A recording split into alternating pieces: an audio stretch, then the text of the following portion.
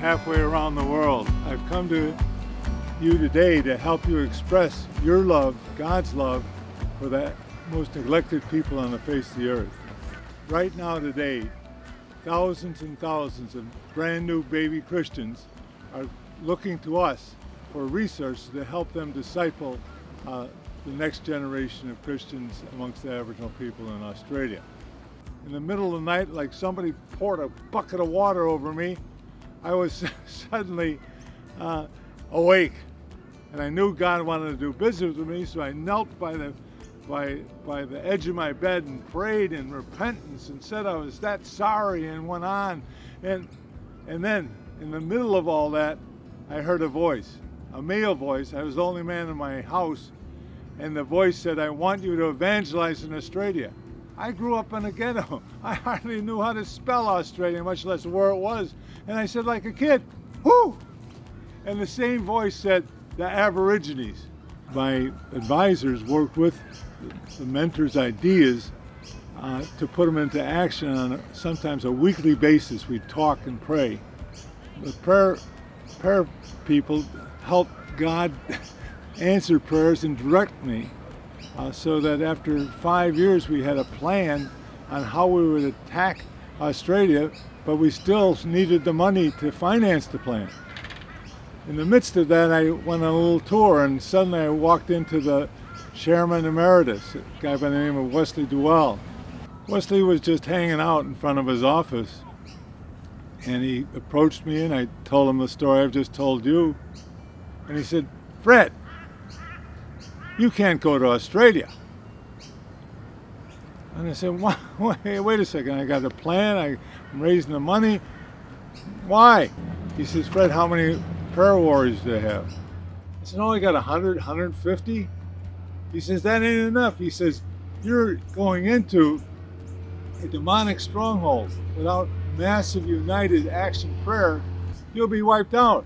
And that list began building to 30, and then hundreds of people. And then just recently in 2019, we got reports that every Aboriginal community in Australia was in revival, which meant that the country of Australia, a demonic stronghold, was experiencing an awakening.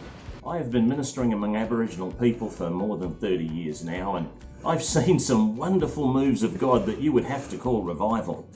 But the feedback we are getting from our remote Aboriginal community leaders is that there are more people coming to Christ right now than they have ever seen before. You know, while the whole world is locking down under COVID-19, Aboriginal Australians are coming to Christ in droves and celebrating Jesus.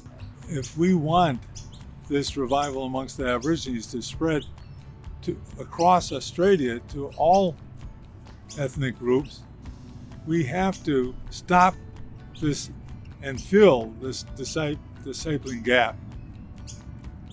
The Board of Advisors at ACTS believe now is the quintessential time, now is the ripe time, now is the opportunistic time to leverage mature Christians' prayer and treasures and talent for the maximum response.